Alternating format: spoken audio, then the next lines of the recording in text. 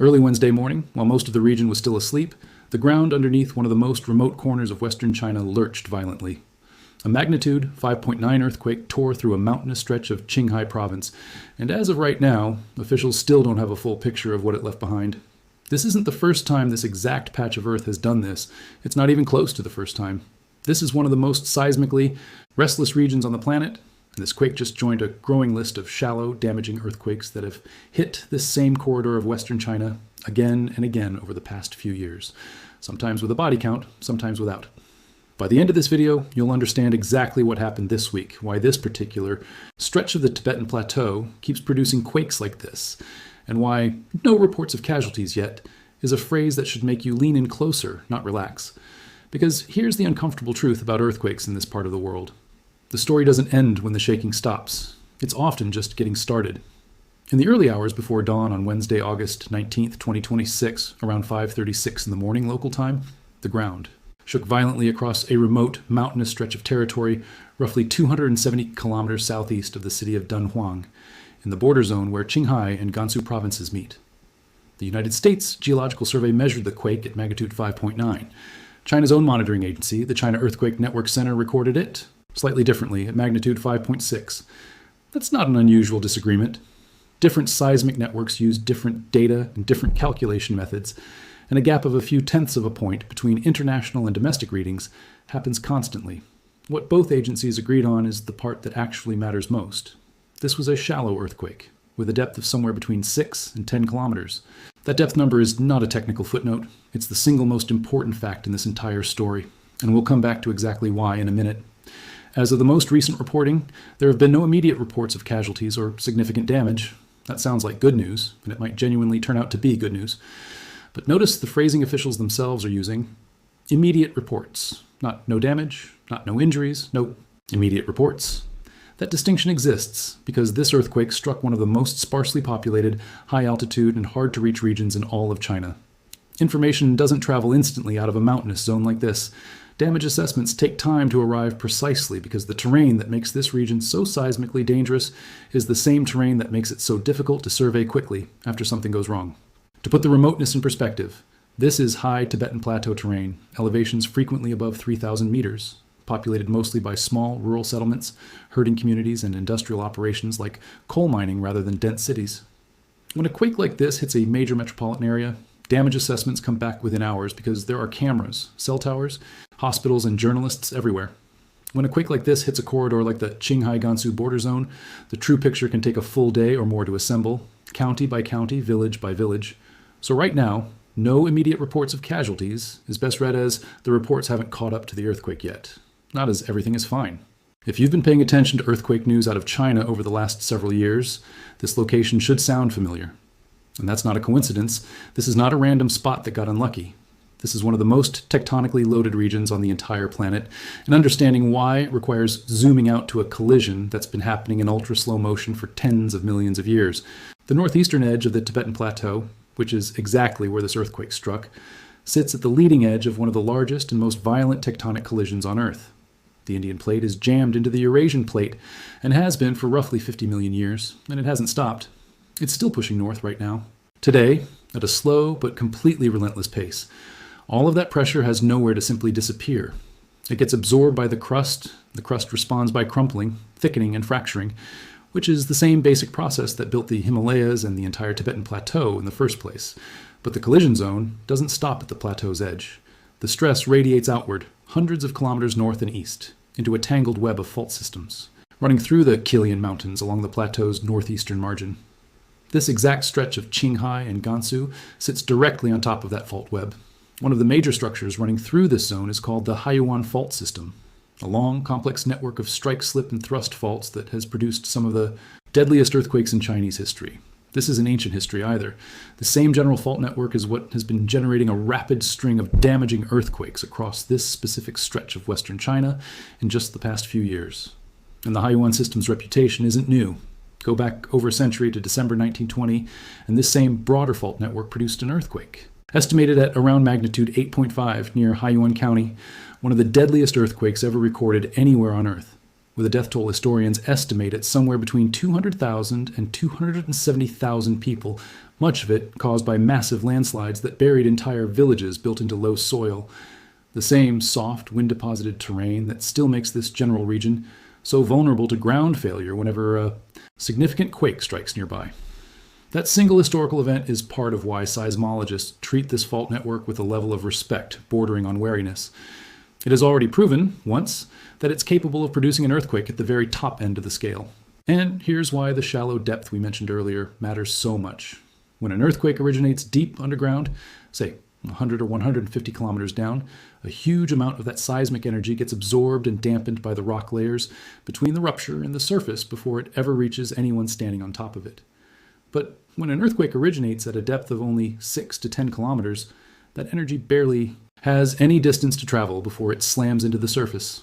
Shallow earthquakes translate a much higher percentage of their raw energy directly into ground shaking that people, buildings, and infrastructure actually feel. That's why a moderate magnitude, 5.9 quake at shallow depth can, in the wrong location, do the kind of damage that a much larger deep earthquake elsewhere in the world sometimes doesn't. Magnitude alone never tells the whole story. Depth is doing just as much work. To understand why this week's quake deserves real attention rather than a passing headline, you have to look at what this same general stretch of Western China has produced in just the last 5 years. This isn't a one-off, it's a pattern. Go back to May 2021. A magnitude 7.4 earthquake struck Maduo County, also in Qinghai Province, at a depth of about 17 kilometers. Officially, the reported toll was relatively low, under 20 injuries by the government's count, but other reporting at the time cited a much higher toll, with roughly 20 deaths, hundreds injured, and more than a dozen people missing. Total damage from that event reached the equivalent of hundreds of millions of dollars. That quake registered a maximum intensity of X on the modified Mercalli scale, the category reserved for extreme shaking capable of destroying well-built structures outright. Move forward to January 2022. A magnitude 6.6 earthquake ruptured a segment of the Haiyuan fault system called the Lenglongling segment, striking Menyuan County in Qinghai, near the Gansu border, essentially the same broader neighborhood as this week's quake. That earthquake tore a visible surface rupture more than 22 kilometers long across the landscape, with displacement of over 2 meters in places. 9 people were injured. Total damage came in at roughly $500 million. Strong shaking at modified Mercalli. Intensity 6 or greater was felt across an area of more than 23,000 square kilometers. Within just 10 days of the main shock, seismologists had already logged more than 580 aftershocks. Then, December 2023. A magnitude in the 5.9 to 6.2 range, depending on which agency's scale you use. Sound familiar? Struck Jishishan County, sitting right on the Gansu-Qinghai border, at a depth of just 10 kilometers. This is the one that should really stop you cold. That quake, despite being roughly the same magnitude as the one that just happened this week, killed 151 people and injured nearly 1,000 more. It caused upward of $2 billion in damage. It became the deadliest earthquake anywhere in China since 2014. The reason a moderate magnitude quake produced that kind of death. Toll comes down to exactly the same factors we just walked through. Extremely shallow depth, a densely built up but structurally vulnerable population center sitting almost directly on top of the fault, and a rupture happening late at night when most people were home and asleep. And then, just this past June, barely 2 months before this week's earthquake, a magnitude 6.3 quake struck Haixi Prefecture, again in Qinghai, again at a depth of around 10 kilometers, again close to Dunhuang. That one killed at least one person and injured 4 others. State media reported that every worker at coal mining operations near the epicenter had to be evacuated immediately, while authorities scrambled to assess the full scope of casualties and property damage. Lay all of that out in a row, and a pattern jumps off the page. 5 significant earthquakes. One single corridor of Western China, running along the northeastern edge of the Tibetan Plateau, straddling the Qinghai-Gansu border, 5 years. Magnitudes ranging from the mid-5s all the way up into the mid-7s, every single one shallow. Every single one tied to the same collision zone, the same fault network, the same underlying mechanism. This region isn't unlucky. It's mechanically primed to keep doing this, on a timeline measured in months and years, rather than decades. This is worth pausing on directly, because it's the exact same trap people fall into with hurricane categories. It applies just as much here. A magnitude number on its own tells you almost nothing about how dangerous a specific earthquake is going to be for the specific people living near it. Look at the numbers we just walked through. The Jishishan earthquake in December 2023 measured somewhere around magnitude 5.9 to 6.1, in the same broad range as this. Week's earthquake. It killed 151 people.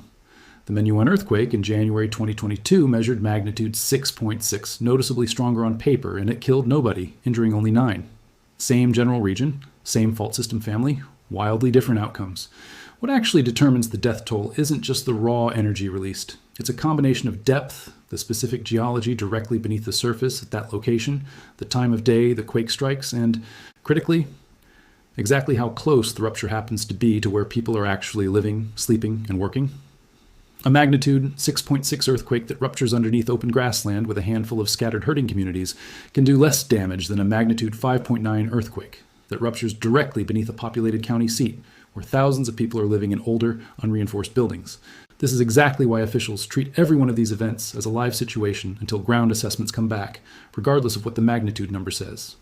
A moderate 5.9 sitting on paper next to a moderate 5.9 from 2.5 years ago that killed 151 people is not something anyone in the seismology or emergency response world is going to shrug off.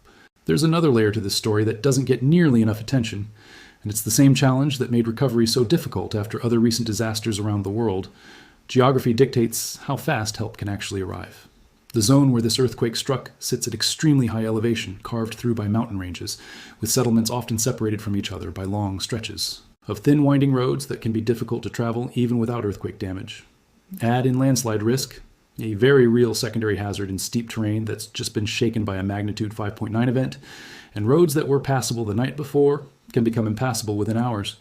This is precisely why previous earthquakes in the same region have needed drone flights and specialized rescue teams just to reach affected villages, and why, after the June 2026 quake in Haixi Prefecture, the very first priority state media reported wasn't rescue operations, it was evacuating coal mine workers, because in this landscape, industrial sites sitting on unstable slopes represent their own compounding hazard on top of the earthquake itself.